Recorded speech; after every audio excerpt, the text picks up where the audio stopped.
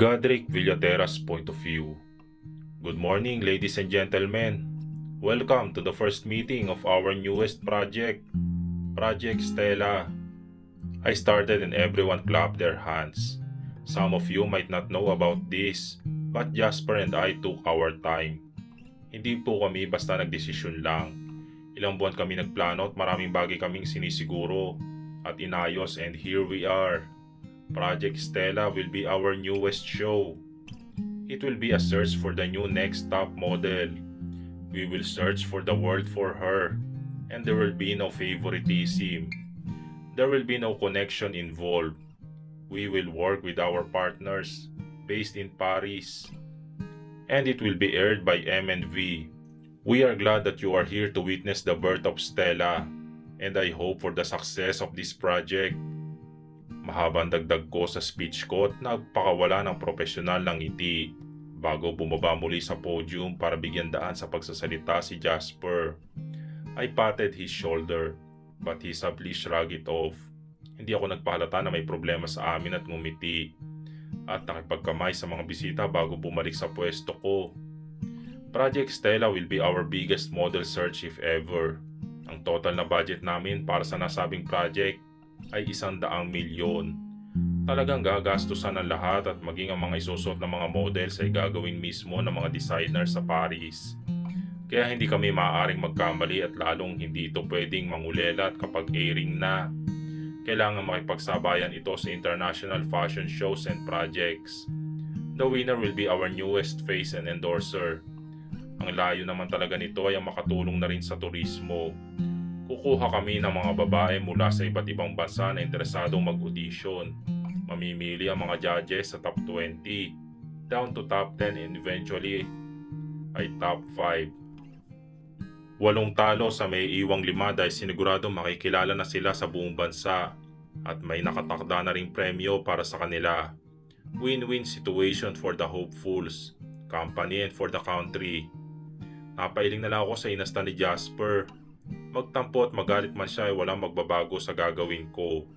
At hindi lang siya ang hindi kaaya-ayang asta sa akin. Dahil ilang upuan mula sa akin ay ramdam ko naman ang matamang pagtingin sa akin ni Justin, ang baklang best friend ni Beth. Ano naman ang problema ng isang ito? Gusto ba niya magpasalamat na hindi ko siya tinanggal? I considered it at first, but decided against it later on. Hindi dahil magkaibigan sila, kung hindi dahil subok ko naman na ang trabaho ni Justin. Malinis at metikuloso siya sa trabaho. Madalas ay wala halos problema ang projects na pinapasa niya. At napaka-unprofessional naman kung tatanggalin ko siya dahil sa personal na problema. The meeting lasted for 2 hours straight. The target date for the project is set to start before the year ends, and we have plenty of time to prepare. Kung may binabala ka ay binabantaan na kitang tigilan mo ito. Napatigil ako sa paglalakad pabalik sa office nang magsalita si Justin na hinihintay pala ako. Sumenyas ako kay Luke na mauna at hinarap siya. Ano ang gusto mong sabihin? Kalmado ngunit bahagyang nakaramdam ng inis sa akusasyon niyang tanong ko. Bigla kang bumait sa kanya. Masyado kang sweet sa kanya. Maraming mali. Maraming kahina-hinala. Punto niya bago lumapit sa akin at buong kaseryosohan akong tiningnan. Sinasabi ko sa iyo, wala akong pakialam kung boss kita, Godric Villatera. Mahal ko si Beth at parang kapatid na ang turing ko sa kanya. Oras na saktan mo siya ay hindi ako mananahimik lamang. If you are planning something, better stop it now. She's gone through so much already. Napabuntong hininga ako bago marahang ginulo ang buhok ko. Hindi ko alam kung saan iyan ang gagaling pero seryoso ako sa kanya, Justin. Nagsisisi ako sa mga nagawa ko sa kanya at gusto kong makabawi. Ilang sandali niya akong pilit na binasa habang naniningkit ang mga mata bago siya lumayo at humalukip-kip. Mabuti na nagkakaintindihan tayo, Godric, dahil tatandaan mo, hindi lang ikaw ang lalaki na nakapaligid kay Elise. Hindi lang ikaw ang lalaki ngayon sa buhay niya na nagbabalik. Kilala mo ba si Lucas? Oo, yung lalaking nakikipagsabayan sa iyo at nakahandang saluhin si Elise. Wanna hear something interesting? Puno ng panunuya ang boses niyang tanong. Lucas is her first crush and suitor. Pagkasabi nun ay tinapik niya ako sa braso at napakuyom ang mga kamay ko sa inis. Pambihira, talagang pinaalala pa niya ang ginawa ng lokong yun ah. Ang lakas ng loob niyang padala ng bulaklak si Beth sa mismong teritoryo ko pa. At ano raw? Ang ungas na yun ang first crush at naniligaw sa kanya. Ibig sabihin ay mas nauna siya sa akin. Just thinking about it angers me to no end. I snorted at the thought before moving forward. Whatever. Mas nauna man siya ay ako pa rin ang mananalo. Mas nauna man siya ay ako pa rin ang makakakuha ng mga first ni Beth. May ngisi sa mga labing sabi ko. Kinuha ko ang phone ko at pinadalan si Beth ng mensahe. Nang oras na para mag-lunch ay naghintay kami ni Luke sa labas. At kagaya na sabi ko sa kanya ay sumakay siya sa kotse. Hi darling, saan mo gustong kumain? Kahit saan. Sabay naming sabi dahil kabisado ko na siya. Napatawa ako bago inabot ang kamay niya at nilaro ang mga daliri niya. I was never this bold noong una ko siyang nililigawan. Hindi ko nga siya hinahawakan noon at halos hindi ako makatingin sa mga mata niya. But everything changed. I have changed. I am not the same loser who thinks no one likes him. I am very handsome and women will line up just to be with me. They will kneel even without me saying anything. They will beg me to stay with them. Alam kong ayaw mo sa mga mamahaling restaurants, kaya sa isang sikat na karinderya na lang tayo. Just like the old times. Nakangiting sabi ko sa kanya at ngumiti rin siya. Pinahinto ko si Luke sa madalas na puntahan ng mga tao at kahit na maraming tao ay nakapila kami. Narinig kong masarap daw ang pagkain dito. Pero hindi ba't parang out of place ka naman dito? Ayos lang naman sa akin kahit sa ibang restaurant, Godric. Well, hindi ayos sa'yo. Out of place?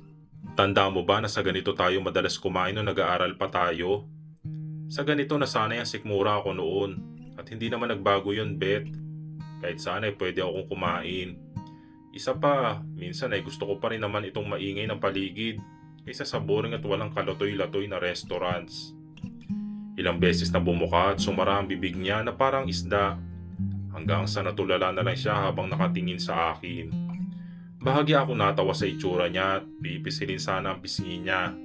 Ngunit nagkasya na lang ako sa marahang pisil. Hahalikan kita dyan sige. Banta ako sa kanya at nakita ko kung paano namula ang pisngi niya bago siya umiwas ng tingin. Can I consider this as a date? Hindi siya sumagot pa at umusad ng umusad ang pila. Matapos kumain ay inaya ko muna siya maglakad-lakad para matunaw ang kinain namin. Bumili siya ng ice cream para sa aming dalawa dahil ako na raw ang nagbayad sa kinain namin. This is good. I miss doing simple things like this. I'm worn out these days to even go out and fun. I'm glad na natapos na ang Project Stella and we just have to wait for it to roll out. Hapong sabi ko habang kumakain ng ice cream. Narinig ko nga ang tungkol dyan. Usap-usapan sa ibang department at may mga interesadong mag-audition. Nang maubos ang ice cream ay kinuha ko ang panyo ko para magpunas ng kamay at inabutan naman niya ako ng wipes. Nang tingnan ko ang mukha niya ay bahagya ako natawa. Para ka pa ring batang kumain. Inabot ko ang bibig niya kung saan may dumi na chocolate sa gilid ng labi niya. At pinunasan ito bago dinala sa sariling labi at dinilaan ito. Godric, nahihintakot ang bulalas niya bago tumingin sa paligid. At hinawakan ang magkabilang pisngi. I smiled at her and bubbles from the vendor surrounded her. Dahil bagya siyang lumayo sa akin ay may mga nagtatakbo ang mga estudyante ang dumaan sa pagitan namin. Nanatiling nakatingin sa kanya ang mga mata ko at nakangiti kami sa isa't isa. The sunlight is hitting her face and the wind is dancing with her short hair. I suddenly saw a glimpse of her younger self, with red hair and that smile of hers. Oh Beth, I cannot wait for the day when you will be mine again. Elizabeth Cruz point of view. Sabi nila kapag daw may naliligaw sa iyo ay magiging feeling fresh at maganda ka. Pakiramdam mo raw ay ikaw na ang pinakamagandang babae sa buong mundo. Hindi totoo. Dahil sa nakalipas na ilang linggo ay puro stress ang dala sa akin ng dalawang manliligaw ko. Ang isa ay sinubukan kong tanggihan, ngunit nagpupursige pa rin. At pinagmamalaki pa na siya ang nauna at itinutuloy lang niyang naudlot niyang panliligaw. Ang isa naman ay halos ipagsigawan na sa buong mundo na sa kanya ako at siya ang nakakuha ng lahat ng una sa akin. Dalawang lalaking nagpapataasan ng ihi at walang gustong magpatalo. Sa isang linggo ay hindi pwedeng hindi magmistulang garden ang opisina namin. Dahil kapag nagpadala si Lucas ng bulaklak, ay asahan mong susunod si Godric na parang bata. Isang beses pa nga isang basket ng prutas ang pinadala ni Lucas at ilang oras lang ay inulan na ako ng kahong-kahong mga prutas na galing naman kay Godric. Kung hindi flower vendor ay fruit vendor naman ang ganap sa kanilang dalawa. Ang sakit nila sa ulo. Ilang beses akong inayang lumabas ni Lucas at ilang beses ko rin siyang tinanggihan. Hindi lang naman dahil sa alam kong hindi papayag si Godric. Kung hindi dahil ayaw ko rin. Dahil ayoko siyang paasahing masyado. Dahil sa nakalipas din ng mga linggo ay hindi naman nabago ang nararamdaman ko. Lalo pa at may mga simpleng bagay na ginagawa si Godric na talaga naman nagpapataba sa puso ko. Isang hapon na hindi ko inaasahan ang taong iniiwasan ko ay makikita ko sa kumpanya. May lungkot na ekspresyon sa mukha niya at nakukonsensya naman ako. Iniiwasan mo ba ako, Elizabeth? You never answer my calls and texts. Did I do something wrong? Nakagat ko ang labi ko at bahagyang umiwas ng tingin. Nang hawakan niya ang aking kamay. Lucas, I'm sorry ah. Hindi naman sa iniiwasan kita. Medyo busy lang din talaga sa trabaho. Hindi nagbago ang ekspresyon sa mukha niya at malungkot nang ngumiti. Alam ko naman na hindi na tayo katulad noon. Marami nagbago and I just thought that if you had a crush on me before, then you might like me again. I'm sorry. Malungkot na sabi ko sa kanya. Mabait kang lalaki at siguradong marami ang magkakagusto sa iyo pero kasi... Naputo lang sasabihin ni Elizabeth. Siya ang mahal mo. Pagkatapos niya sa nais kong sabihin. Gaya nga nasabi ko ay alam ko naman. I understand, Elizabeth. You were just too nice to turn me down. Ako na ang aatras. Ngunit hindi ibig sabihin ay tuluyan akong sumusuko. Sa oras na saktan ka niya ay babalik ako para iligtas ka. Determinadong sabi niya. Lucas, mahinang sabi ko sa pangalan niya. At halos matunaw ang puso ko sa pagpapakumbaba niya. Ngumiti siya bago umiling. It's okay. Don't feel too bad. We can still be friends, right? Oo naman. Mabilis kong sabi at bahagyang gumaan ang kalooban. Let's be friends. Sa pamamagitan ng pagkamay ay napagkasunduan naming maging magkaibigan at naging magaan ang loob ko. Pagbalik sa opisina, nakatanggap ako ng text mula kay Godric at natawa na lang ako. Sweet niyo ha, may holding hands pa. Sinagot mo na siguro siya. Napakaseloso niya talaga kahit na kailan. Pagka-uwi ay hindi niya ako kinibot, pinigilan ko ang sarili kong bumunghalit ng tawa at hinayaang isipin niyang sinagot ko si Lucas. Nauna siyang umakyat at naiwan naman ako sa baba. Hoy, tawag pansin ko sa kanya at nakakunot noon niya ako nilingon mula sa taas. Ano? Inis niyang tanong. May boyfriend na ako. Sa sinabi ko ay lalong nalungkot ang mukha niya at bago siya tuluyang sumabog ay dinagdagan ko ang sinabi ko. Dahil sinasagot na kita. Sa ikalawang pagkakataon ay nakahanda na akong muling sumugal. Sa ikalawang pagkakataon ay muli kong ipagkakatiwala ang aking puso sa kanya. At sana sa pagkakataong ito ay maging masaya na kami hanggang dulo. Itutuloy.